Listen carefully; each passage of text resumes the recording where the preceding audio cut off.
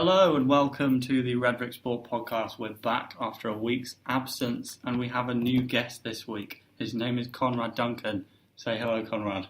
Hello, everyone. Who do you support? I support Liverpool, which is a good thing this week. Yeah. It isn't normally a good thing. Also joined by Nicola. Hi. Sam. Hi. Alex. Hello. And Harry. Hello. Brilliant. Right, let's start with a quickfire FA Cup quiz. My first question is, when were shirt numbers introduced on the back of shirts in the Cup final? 1919. No. 1962. No.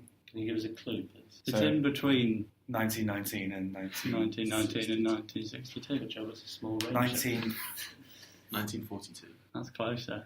1945 to celebrate the war ending. No. I like the thought. It was 1933. Oh, yeah. Here's one you'll know, though. When was the first fully televised FA Cup final? 1957. No, that's too late. If you think about when you've seen the earliest TV pictures from, that will help you. Yeah, because you should have been born at this time. 1938. Is it? Good shot. Wow.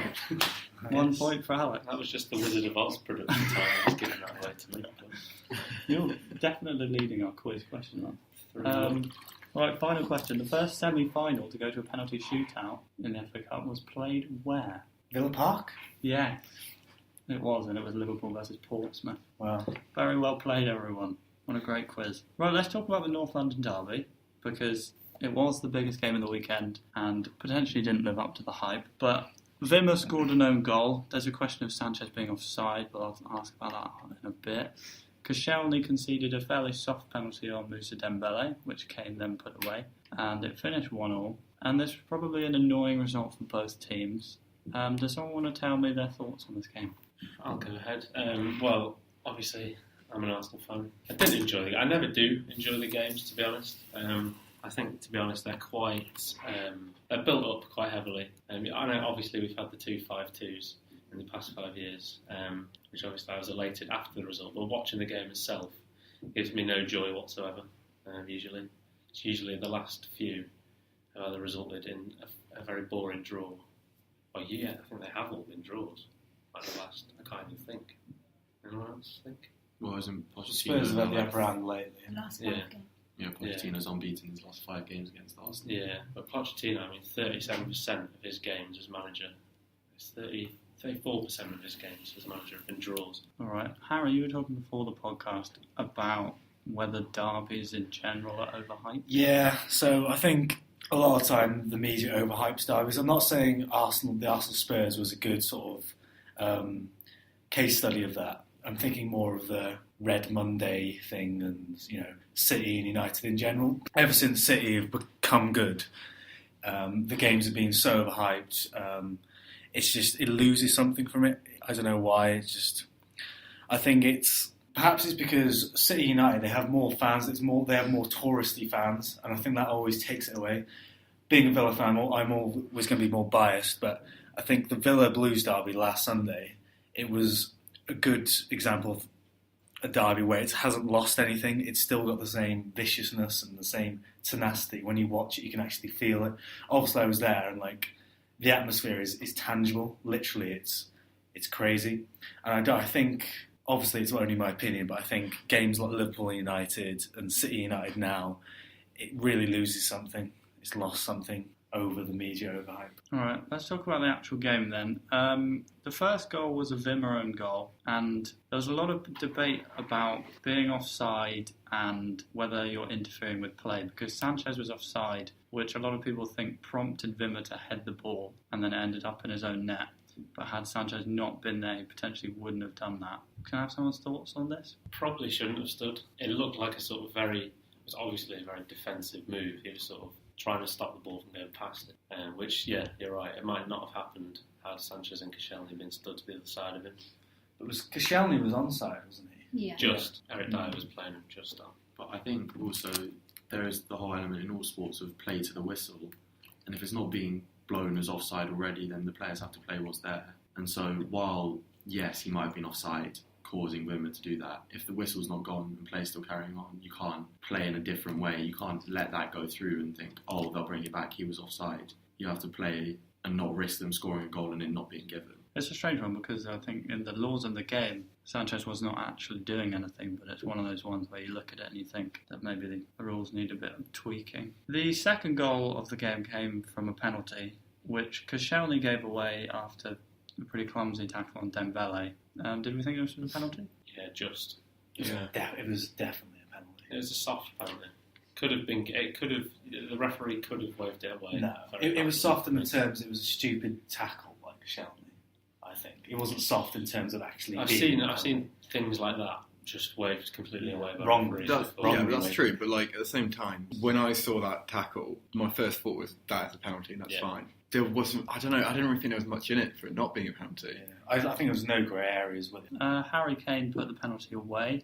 Has become Tottenham's joint top scorer against Arsenal with Gareth Bale on 5. Now he's back. Do Tottenham have that extra element to their game that they've been missing in his absence? They've had quite a few draws. They've had 6 draws this season now. Do we think once he's back and fit and firing properly that they're going to be back challenging for the title? Yeah, and it's the things he does off the ball as well. It's not just him scoring goals. It's what he adds to the team. Spurs feel like a different team when he's playing with the work he does, tracking back and just his general presence. Yeah, there's the effect that a player of that stature has on the opposition defence. You can't, with a lesser striker, you can maybe afford to let them out of your sight for a couple of seconds, but with Harry Kane, if you do that, you never know where he might end up or what he might do from that position. So just having him there causes opposition to think a bit more about where he might be. Spurs have been very defensive lately, not very creative in goal, and that's proven by the fact that the 3 goals scored in the last 6 games in all competitions were penalties. Yeah, so I think once you have that focal striker that Janssen hasn't quite been, they're going to be a bit more have a bit more of a threat. On the Arsenal side, they've been playing Sanchez up front all season, which has been working all right up till now. But there's a lot of times I've seen where it has really looked like they need Olivier Giroud, and he still hasn't started a Premier League game, I don't think. Do we think he should be starting, or do we think he has an impact off the bench that is sufficient? Oh, definitely super sub for me. I mean, just for me, I watched the Sunderland game, or I watched the last 20 minutes of the Sunderland game last week, and he came off and scored 2 goals with his sort of first 2 touches of the ball, because he's another one where he can get in behind players and he can manipulate the defence to find space and create goals. And if you come on after 70 minutes with a defence that's sort of tired and running out of energy, then that's even more effective because they're just one step slower and you can create a bit more space to get that goal. See, prior to the Arsenal Spurs game, I would have agreed that has more of an impact off the bench. And I was watching with Alex, and I was like, they should bring Giroud on. They'll bring Giroud on. They'll get the goal. And they brought them on, and it completely deadened the game. Perhaps it was something. It does with Giroud. Yeah. It's because we've played to his advantages of height and strength. Yeah. This is what obviously you were saying. You've seen Sanchez and you think Giroud's necessary. I've seen Giroud and think Sanchez is necessary. So it's like and that is probably more infuriating. I think Giroud is a very infuriating player, regardless of how many goals he scores. He can be, because he scored average sort of 15, 16 for a Premier League season, but he sort of flatters to deceive for me quite often. He scores in less important games. Not that there's anything wrong with that. I don't mind him scoring 2 away at Sunderland, but I'd rather him score 2 at home to Man United. Spurs defence were able to cope with him quite easily. Yeah, well, he's a one-dimensional player, really. If you can't cope with aerial threats, then you're going to have a hard time against him. Yeah. But apart from that, he's got a good shot on him. His awareness is good, his link-up play is good, but he does fall flat for me quite often. The last time Spurs were unbeaten in the opening 11 games of the season was in 1960-61 when they won the title. So who knows what will happen. I want to talk about Chelsea-Everton because this is one of the most destructive games of football I've seen for quite a while. It finished Chelsea 5, Everton 0. And before this game, Everton, I think I'm right in saying, had the second best defence in the league. But Chelsea just tore them apart. Hazard is back in form.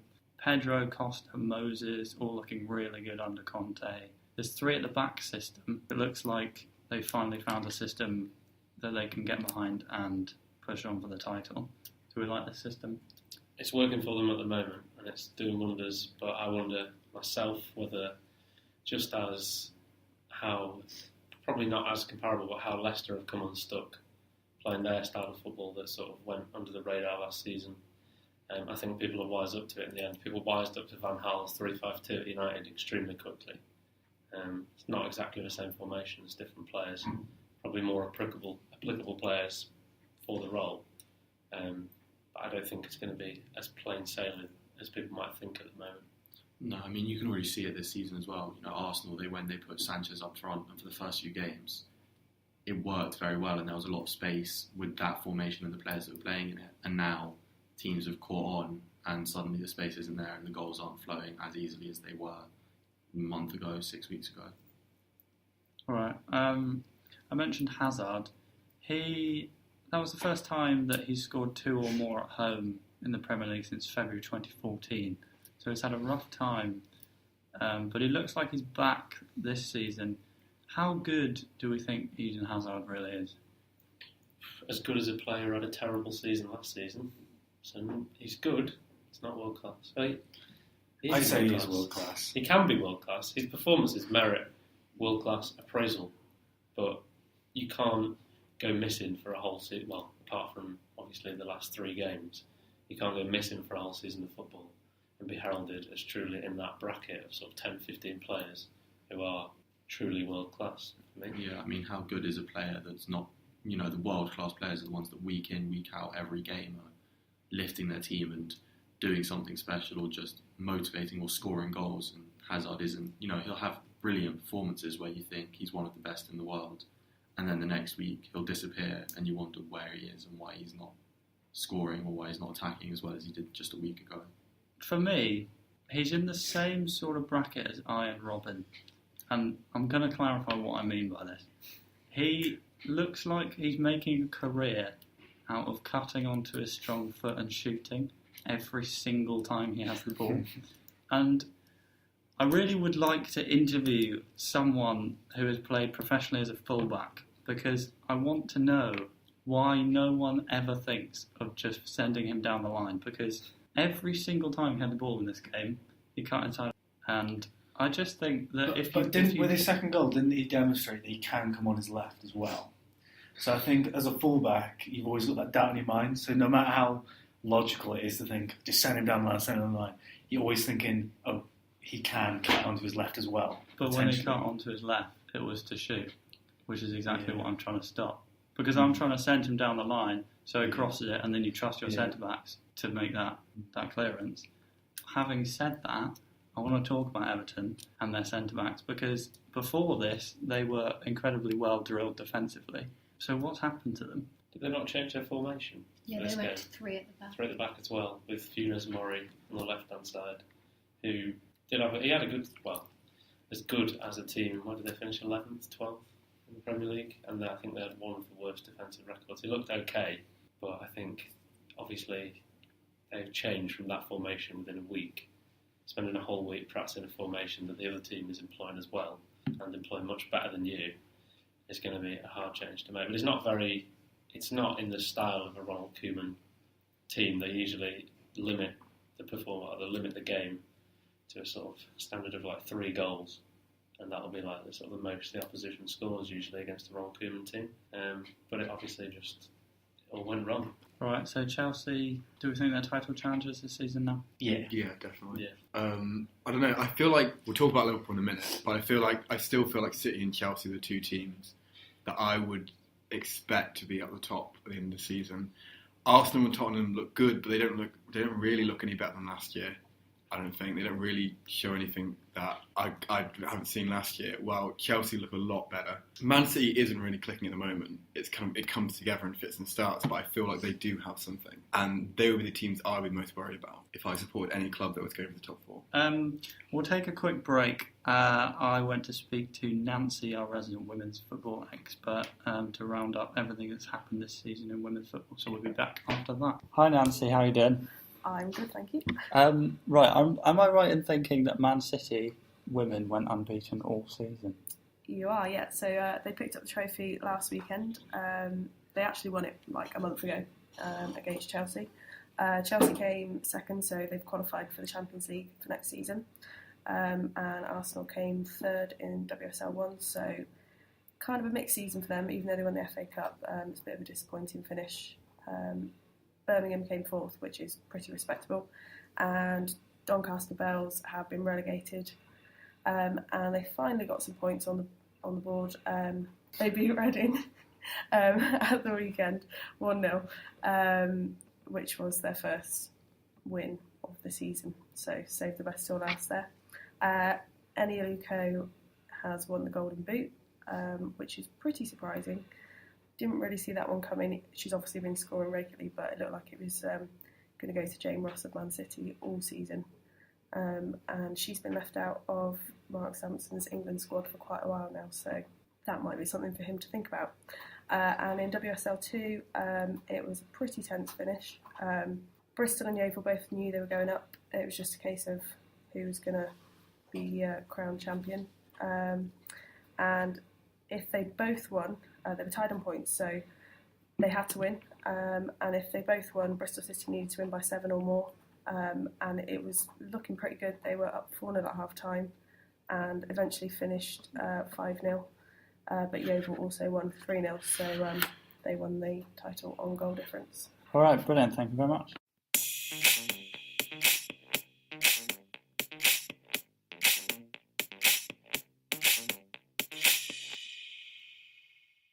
Hello, we're back. Now we're going to talk about Liverpool-Watford, which ended 6-1.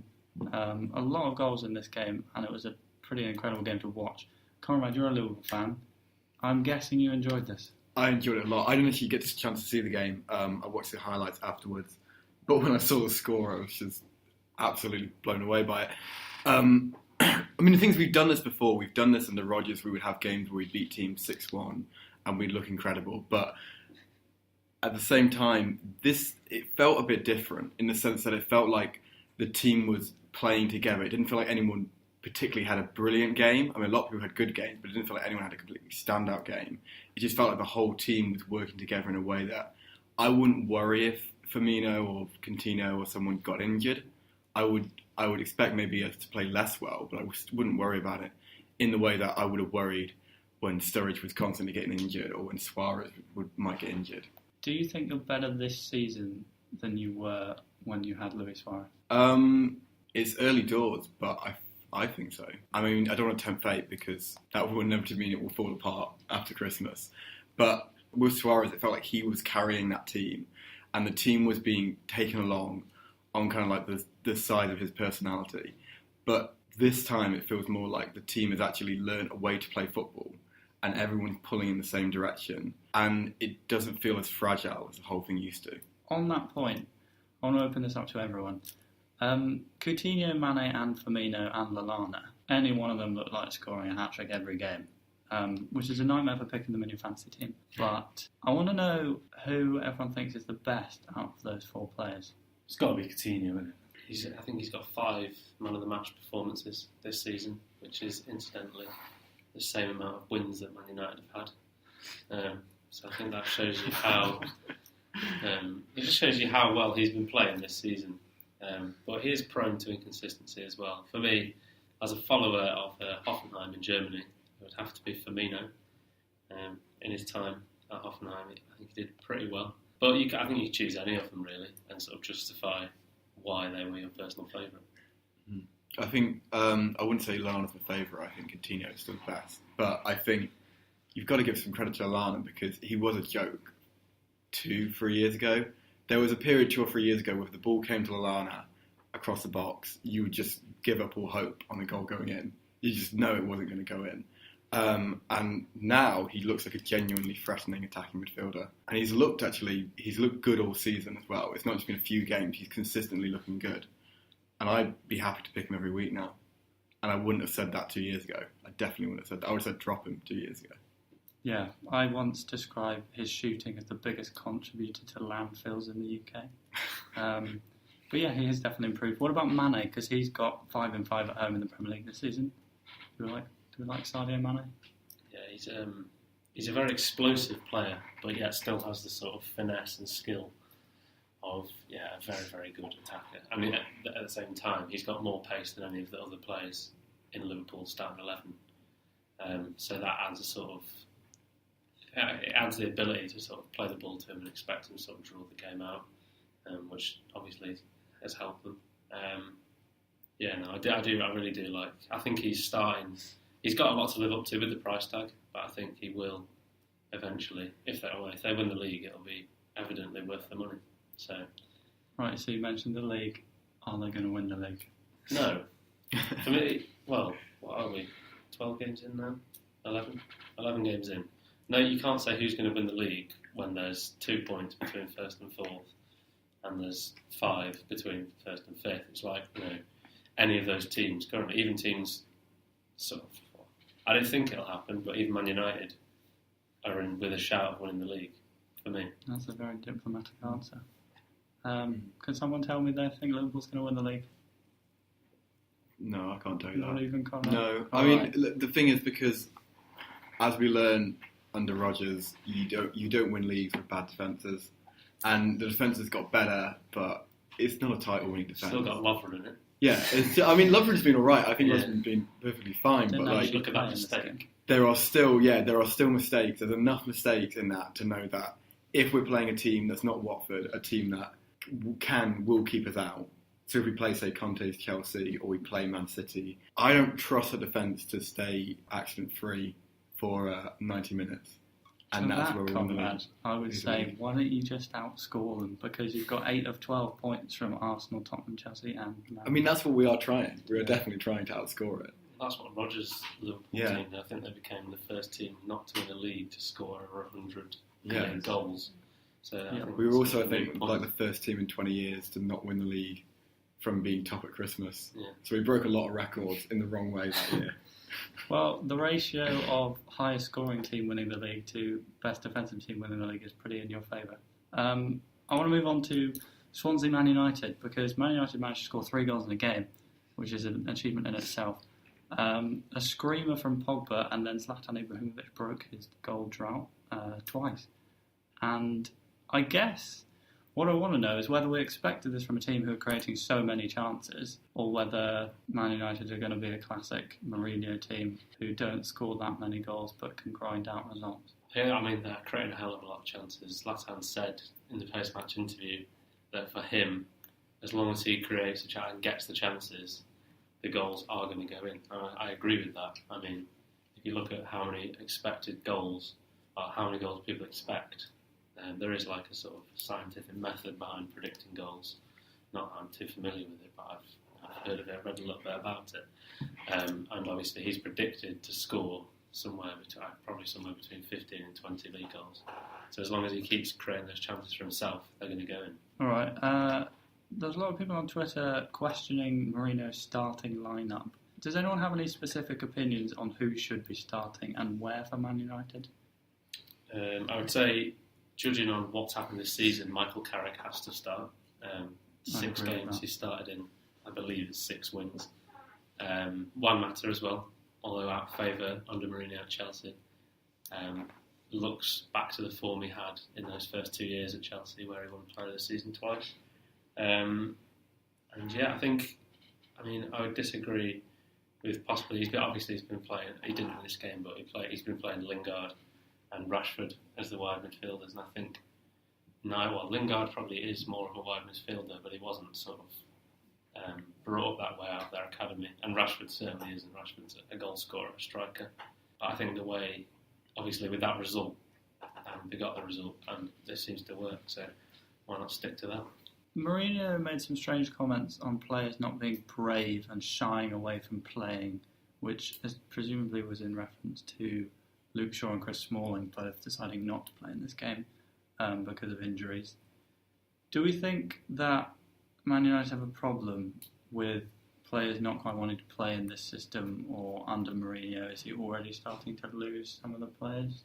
I don't think. I hope so. I would like to think that it's a very split camp at Man United. I think, to be honest, a lot of Mourinho teams, it's sort of my way or the highway.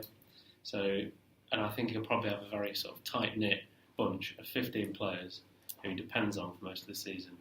And he started to do it already. He started to isolate Mkhitaryan, who incidentally scored 23 goals and got 32 assists in all competitions last year in the Bundesliga, Dortmund's Player of the Season. He's isolating that kind of player. It shows you how sort of cut and dry he is, really. The thing that's interesting though about Mourinho is that he's always been like that. He's always done that at teams. But when after the season he had at Chelsea, it's kind of hard for him to come in now and say it's my way or the highway when we know that it doesn't always work. And there is that doubt now with him that it's surely going to be, people will be quicker to turn on him at his own club. Yeah. And I thought when Mourinho came in, pretty naively, that maybe we would see a different Mourinho now at Man United, and maybe a more humbled one. But it just seems like the same thing. Yeah. And I don't think that's going to work for Man United.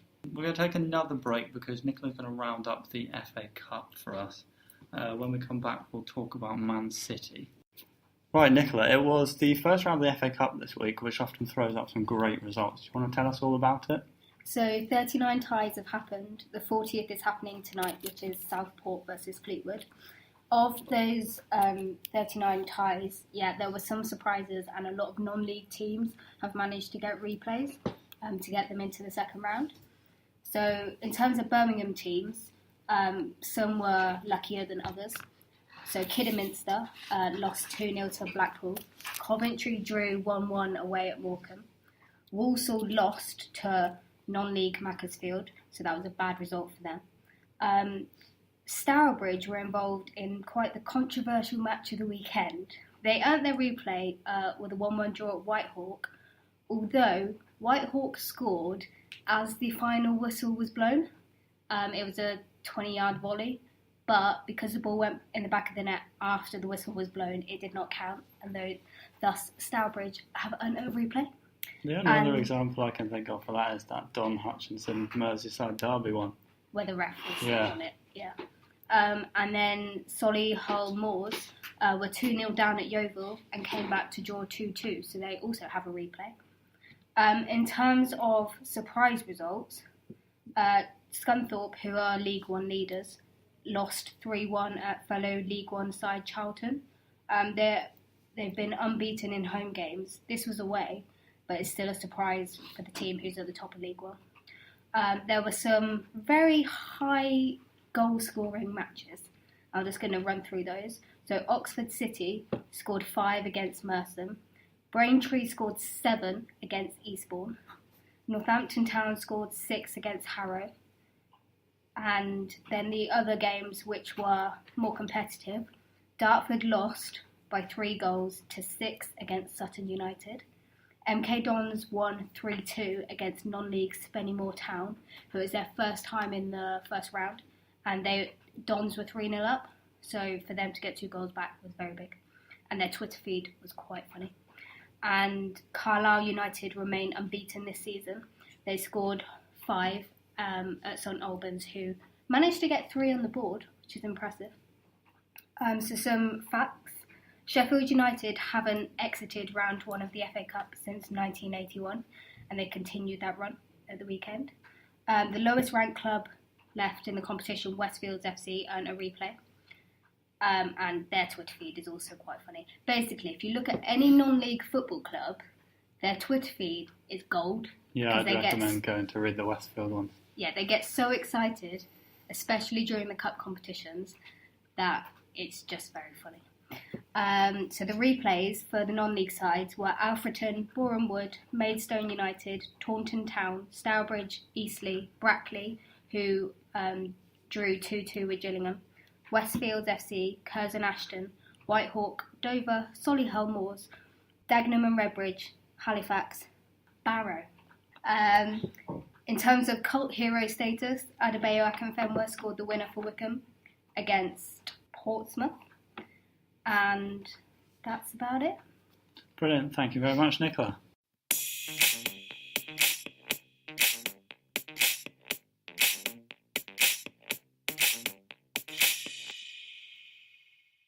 Right, let's talk about Manchester City. It's weird having them this far down the running order because obviously Pep Guardiola, one of the best teams in the league, but they only managed a 1-1 draw at home to Middlesbrough this week. It was another case of lots of possession, 25 attempts, but not quite the result they wanted. No clean sheet in 9 of their 11 Premier League games this season. Can I get someone's thoughts on this game? I mean, I think immediately you have to start praising Middlesbrough. They've come away with 2 teams that have been touted all season since before the season began as title contenders, and they've held them to draws, which is very impressive for them.